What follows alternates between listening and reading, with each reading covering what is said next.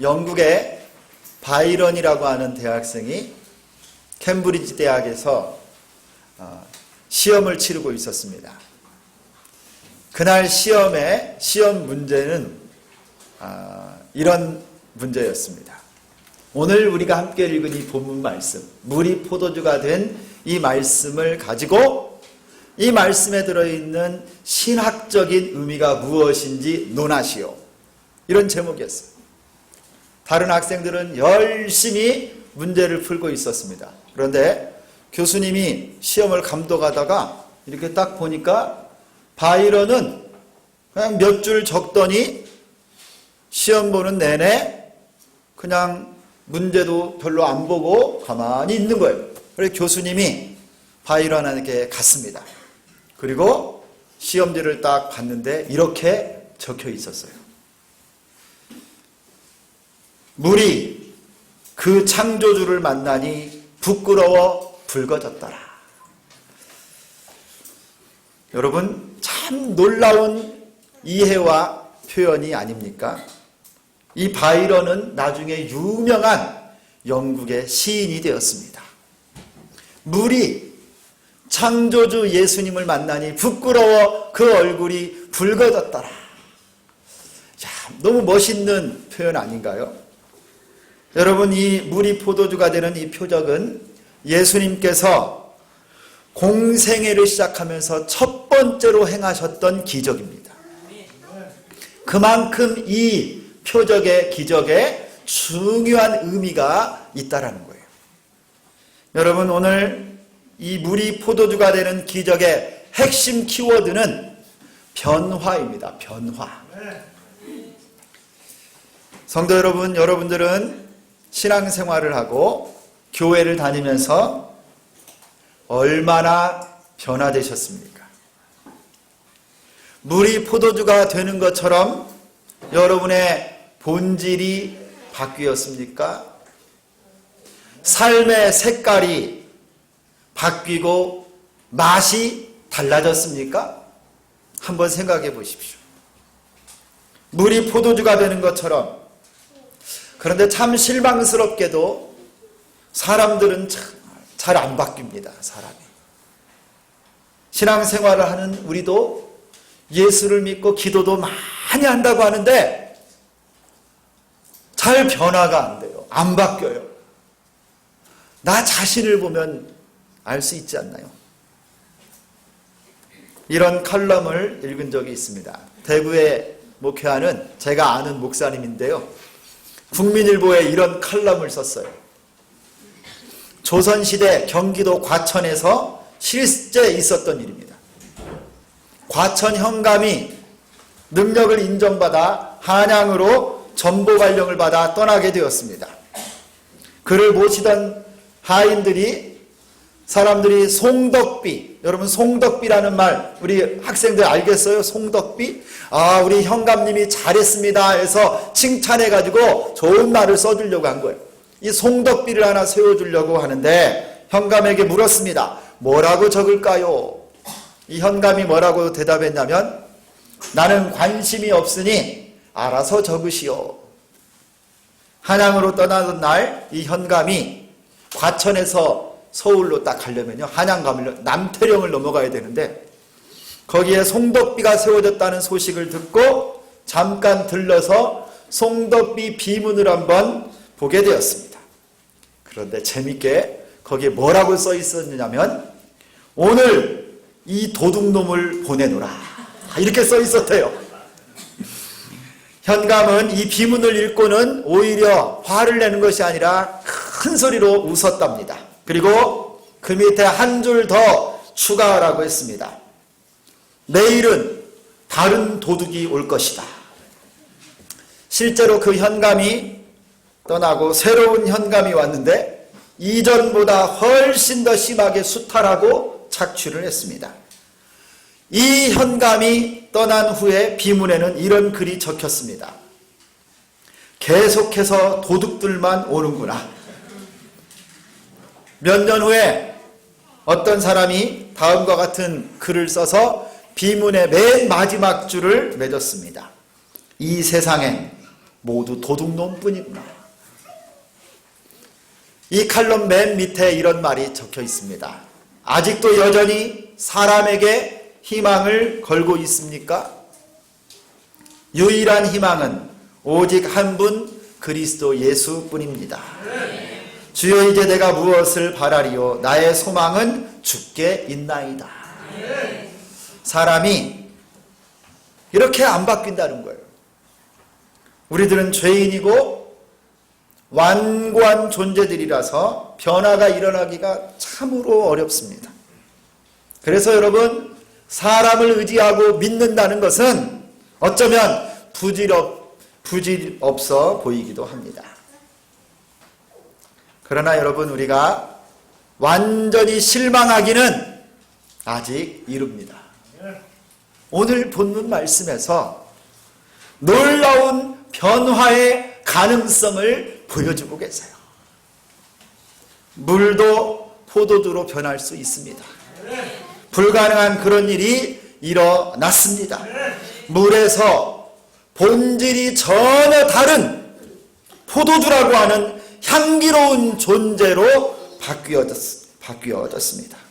성도 여러분, 지금까지 내 모습, 우리 모습을 보고 여러분 실망하지 말고 오늘 말씀을 통해서 변화의 능력과 은혜를 경험하는 여러분 되기를 소원합니다.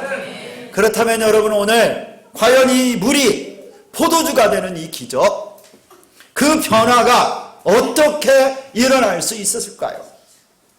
여러분, 어떻게 하면 나 같은 사람도 물이 포도주 되는 것과 같은 변화를 체험하고 경험할 수 있을까요?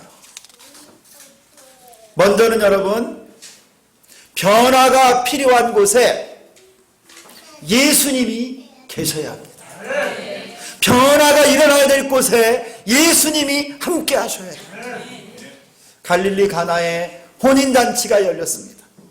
그곳에 예수님의 어머니도 계시고 예수님도, 그리고 예수님의 제자들도 함께 초청을 받았습니다. 아마도 예수님 친척의 결혼식이 아닌가 생각됩니다. 한창 결혼식이 무르익었습니다. 많은 하객들이 와서 축하해주고 그곳이 잔치가 벌려졌어요. 그런데 언제나 그런 것처럼 여러분, 아무리 꼼꼼하게 뭔가 준비하고 행사를 예비를 해도 꼭 하다 보면 문제가 하나씩 생기는 것처럼 그만 그 결혼식장에 준비한 포도주가 똑 떨어지고 말았어요. 어쩌면 결혼식이 다 끝나갈 무렵에 많은 하객들이 준비된 포도주를 다 마시고 동이 났는지도 모르겠어요. 여러분, 결혼식에 특별히 이 유대인들, 이 이스라엘 사람들의 이 결혼식에서 포도주가 사라졌다, 포도주가 없다라고 하는 것은 여러분 큰 신뢰입니다. 마치 우리 결혼식에 여러분 하객들이 먹을 밥이 떨어진 거하고 똑같은 거예요. 식사를 해야 되는데 밥이 다 없어진 거하고 똑같은 상황이 지금 벌어진 겁니다. 결혼식 축제가 일순간 중단될 수도 있는 상황인 거예요. 신랑 신부에게 가장 소중한 그 순간, 일생에 제일 기쁜 그 순간이 포도주가 없어져서 미안하고 부끄러운 시간으로 바뀔 수도 있는 상황인 것입니다. 그런데 다시 축제가 아무 문제가 없었던 것처럼 진행됩니다. 이 결혼식 식장 연회를 맡은 연회장이 대단히 기뻐하면서 신랑을 불러다가, 야, 마지막까지 좋은 포도주들을 남겨두었다고 칭찬을 합니다. 사실은 여러분, 포도주가 떨어진 그 혼례 결혼식장에 예수님의 어머니 마리아가 포도주가 떨어진 이것을 예수님에게 말하고 예수님께서 물을 포도주로 변화시켰기 때문이에요. 그 포도주를 맛본 결혼식 연회장 그리고 다른 사람들은요, 사실은 아무도 모릅니다. 이거를.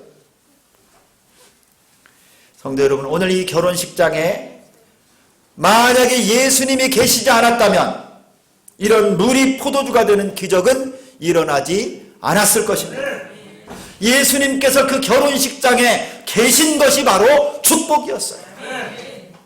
오늘 이 결혼식장의 주인공은 사실 그 신랑과 신부라기보다는 예수님이 더 큰 주인공이세요. 여러분, 이 물이 포도주가 되는 기적의 변화는 그곳에 예수님이 계셨기 때문이에요. 그들이 예수님을 만났기 때문에 기적이 일어난 것입니다. 사랑하는 성도 여러분, 예수님을 만나야만 합니다. 예수님을 만나기만 하면 변화가 일어날 수 있습니다. 여러분이 늘 넘어지고 실패하고 노력해도 안 되는 그 자리에 예수님이 계시면 진정한 변화, 놀라운 기적이 일어난다는 거예요. 여러분의 영혼과 심령에, 여러분의 가정에, 여러분의 직장에, 여러분의 인간관계에 예수님이 계시면 변화가 일어나요. 여러분, 아주 유명한 찬송가가 있습니다. 나 같은 죄인 살리심. 찬송가 305장. 여러분, 이 찬송가를 작사한 사람은 존 뉴턴이라고 하는, 이 사람은 원래 노예상이었어요. 노예상. 아프리카에 가서 큰 노예선에다가 흑인들 그달을 잡아다가 영국 노예시장에다가 파는 악독한 노예상이었어요. 노예상이. 그런 그가 예수님을 만나고 나서 자신이 얼마나 큰 죄인인지를 깨닫고 나중에 하나님 앞에 회개하고 돌이켜 목사가 되었습니다. 그리고 목사가 된 그가 하나님 앞에 이 찬송의 고백으로 자기 자신을 돌아보면서 이렇게 고백한 거예요. 나 같은 죄인 살리신 주 은혜 놀라워. 잃었던 생명 찾았고 광명을 얻었네. 큰 죄악에서 건지신 주 은혜 고마워.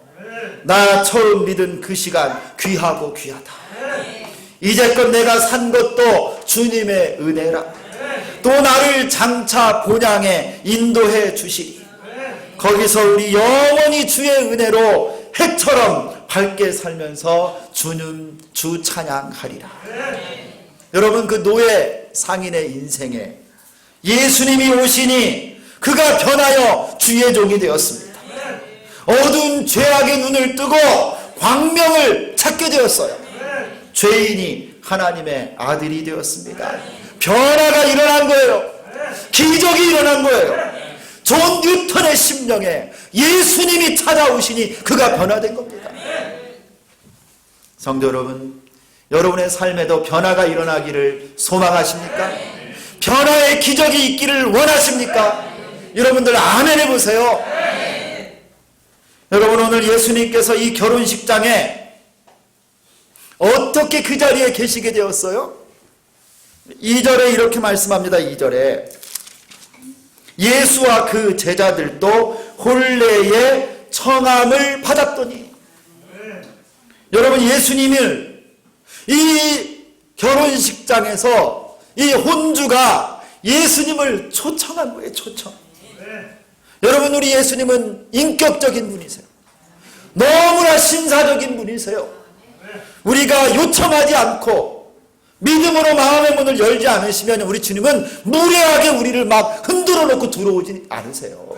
마음을 열고 예수님을 초청하고 영접할 때, 소망할 때 우리 주님이 우리 안에 좌정하시는 줄 믿습니다.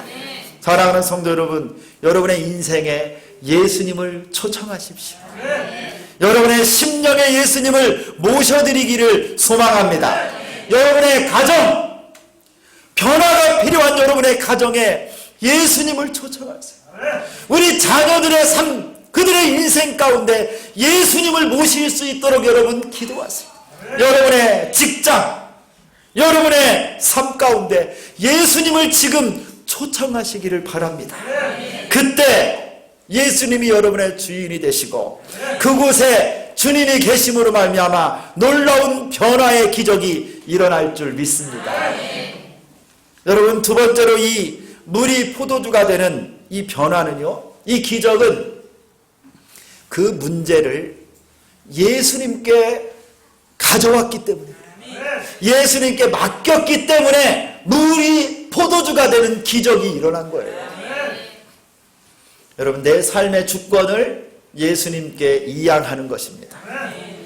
많은 사람들이 예수님을 믿고 따른다고 하면서도요, 여전히 내가 나의 주인인 사람들 많아요. 예수님, 나를 구원해 주셔서 감사합니다. 이 은혜 가운데 사는데 내 마음의 보좌, 내 마음의 주권의 자리에는 누가 앉아있냐면 여전히 내가 앉아있습니다. 우리 주님은 나를 그냥 구원해 주시고 나를 하나님의 자녀 삼아 주셔서 감사합니다. 내 삶에, 내 인생에 계시기만 하세요. 나는 주님 필요할 때만 찾겠습니다. 주님 필요할 때만 자판기처럼 돈을 주세요. 건강을 주세요. 맛있는 조미료도 타서 은혜 주시면 됩니다. 그때 예수님을 찾지, 내 마음의 보좌에는 내가 아직도 주인으로 있는 거예요. 삶의 주권을 주님께 맡겨드리지 않는 겁니다. 그러니까 변화가 안 일어나요. 여러분, 오늘 3절을 보니 이 결혼식장에 연회의 포도주가 떨어졌다라고 말합니다. 포도주가 떨어진지라. 그때 예수님의 어머니 마리아가 예수님에게 이 사실을 알렸습니다. 여러분, 이것이 아주 중요한 거예요. 마리아는 여러분, 예수님이 하나님의 아들이라는 것을 이미 알고 있습니다. 그가 동정녀일 때 성령으로 말미암아 하나님의 영으로 감동되어 그가 잉태하여 낳은 분이 예수님이라는 걸 그가 알고 있어요. 그래서 여러분, 마리아는 예수님에게 이 포도주가 떨어진 이 문제를 딱 가지고 온 거예요. 여러분, 일반적으로 만약에 잔치석에서 포도주가 떨어지면 어떻게 하겠습니까? 가게에 가서 사오면 되는 거 아니에요? 제가 갈릴리 가나에 가봤어요. 그 마을은요, 포도주만 팔아. 온통 포도주야. 예수님 갈릴리 가나 그 교회가 맞는지 모르겠는데 거기 관광지 한 바퀴 빡 이렇게 돌고 나오면요, 골목골목마다 포도주 싸기도 해. 엄청 사요. 목사님들이 한국에 가져와서 성찬식 때 쓰려고 그런다고. 내가 볼 때 중국산 아닌가 몰라. 완전히 포도주 막 장사로 가득 차요. 갈릴리 가나. 여러분, 오늘 이 잔치, 혼인잔치 포도주 떨어졌으면 어떻게 해야 되겠어요? 가게 가서 사오면 되는 거 아니에요? 이 집에 종들, 하인들도 있는 거 보니까 그 중에 몇 사람 보내서 포도주 좀 많이 사오면 되는 거 아니겠어요? 그런데 마리아는 그렇게 하지 않았어요. 예수의 어머니 마리아가 예수에게 이르되 저들에게 포도주가 없다 하니, 마리아는 예수님에게 이 문제를 해결해 달라고 예수님을 찾아온 거예요. 자신의 방법, 자신의 지혜, 아니 그 전의 경험을 이용해서 그 문제를 해결하려고 한 것이 아니라 예수님께 의지한 거예요. 예수님. 여러분, 왜 변화가 일어나지 않습니까? 여러분의 신앙생활의 변화, 인격의 변화, 삶의 변화의 기적이 왜 안 일어났냐고요? 우리의 생각과 사고가 그동안 해왔던 방식, 관례, 전통에 우리가 너무 매여 있어요, 여러분. 그래서 바뀌지 않는 거예요. 예수 믿고도 세상의 방식이 나를 끌어가고 있어요. 내 사고방식이 거기에 매여 있는 겁니다. 그래서 안 바뀌는 거예요. 구관이 명관이다 이런 말이 있죠.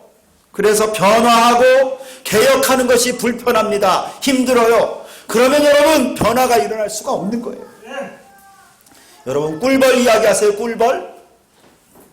여러분, 보통 이 꿀벌들은요, 집단 생활을 합니다. 그리고 이 여왕개미는 꿀을 따러 가지 않아요. 그리고 일벌들이 꿀을 따러 가요. 그리고 알을 낳으면 다 그 알도 지키고.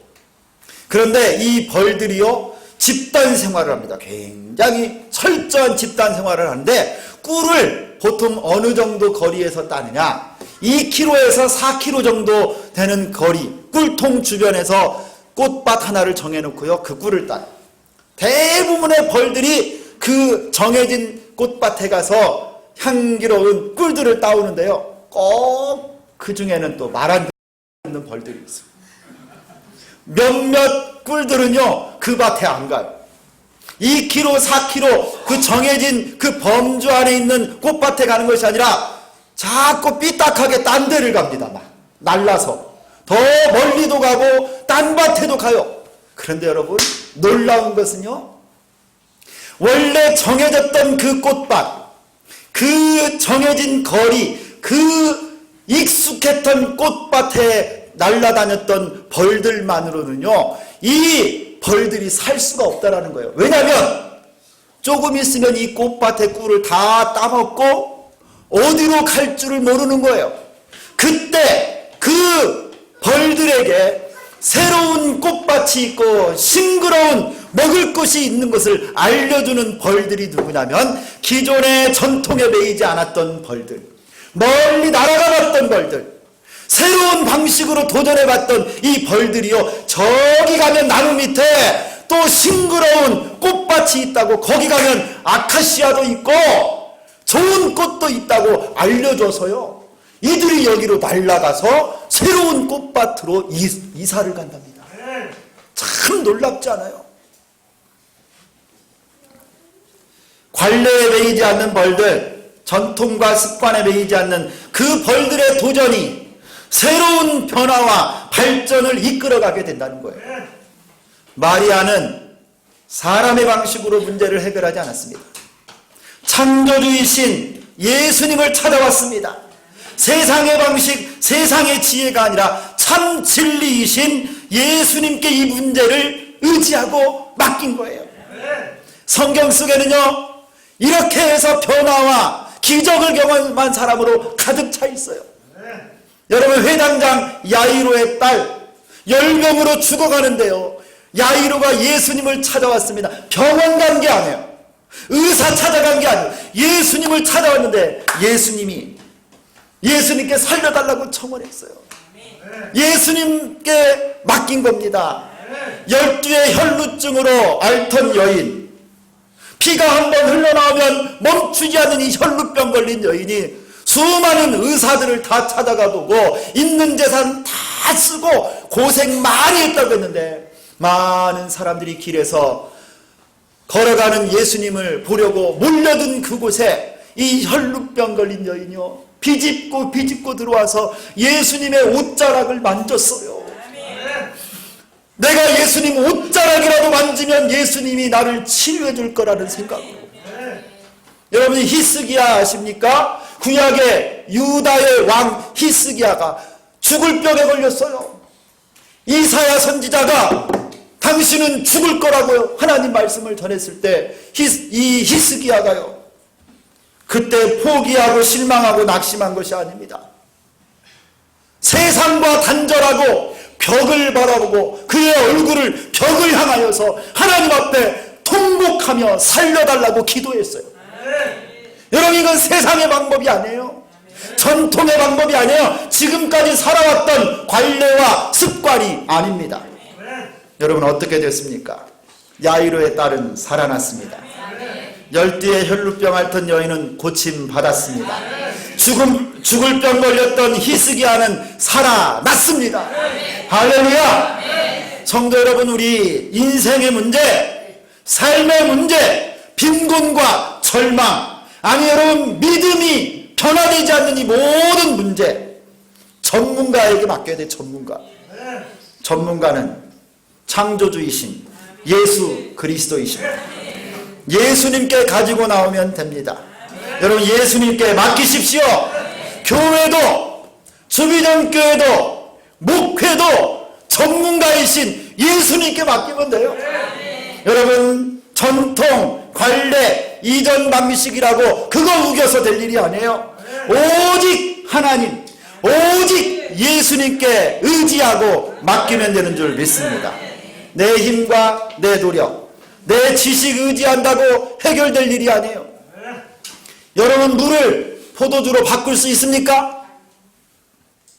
여러분, 귀신들 쫓아낼 수 있어요? 불어오는 풍랑을 잔잔하게 할 수 있습니까? 무엇을 먹을까? 무엇을 마실까? 여러분 염려하고 걱정한다고 여러분의 키를 한 치나 더 크게 만들 수 있나요? 여러분 창조주 하나님께 가지고 나온 여러분 되기를 축원합니다. 예수님께 맡겨야 돼요. 그동안 여러분 입술로만 믿고 명목상으로만 예수 믿는다고 하면서도 예수님이 나의 주인입니다 고백하면서도 여전히 내가 나의 주인 되어 있는 사람들, 여러분의 교만을 회개하십시오. 여러분의 인생의 주권을, 심령의 보좌를 예수님에게 내드리시기를 축원합니다. 창조주의 능력이 여러분을 변화시킬 줄 믿습니다. 세 번째, 포도주가 물이 되는 이 변화의 기적은 순종으로 일어났습니다. 예수님께 포도주가 떨어진 이 문제를 가지고 나왔던 마리아가 하인들에게 이렇게 말했습니다.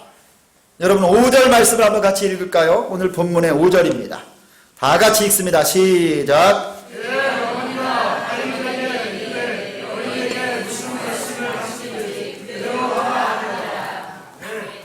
여러분 여기에 이 5절 말씀이요, 순종이 무엇인지를 알려주는 말씀이에요. 순종이 무엇인지.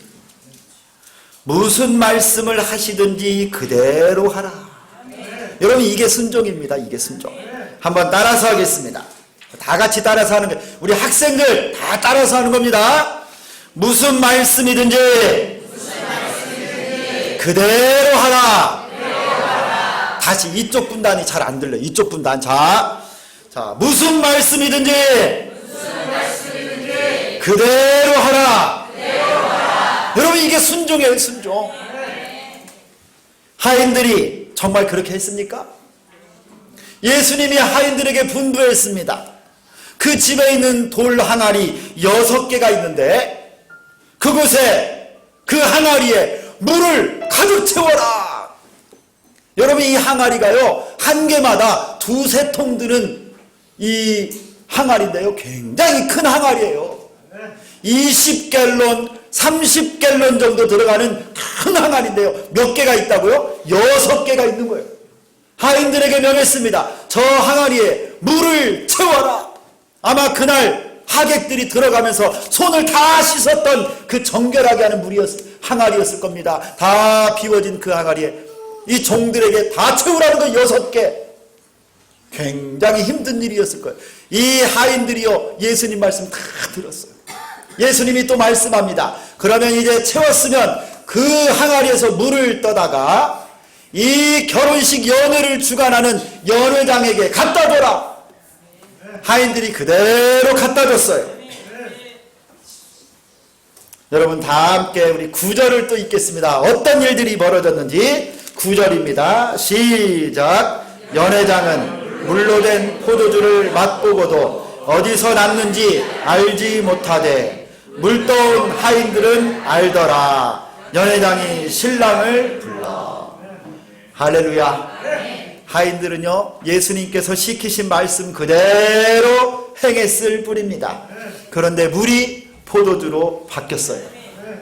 그것을 마신 연회장은 최상품 포도주를 맛보고 신랑을 불러서 칭찬하고 있습니다.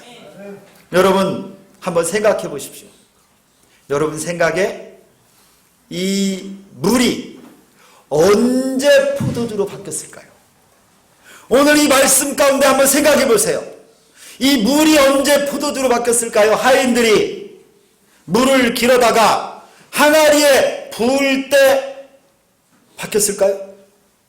아니면 이 항아리가 신비한 능력이 있어서 항아리에 물이 가득 차 있을 때 속에서부터 무슨 EM 저걸 미생물 넣어가지고 바뀌었을까요?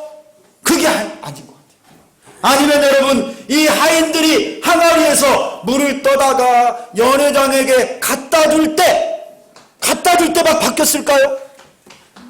아니면 여러분 이 연회장이 물을 딱 받아서 마실 때 바뀌었을까요? 여러분 생각에 언제 물이 포도주로 바뀌었을 것 같습니까? 언제 바뀌었어요?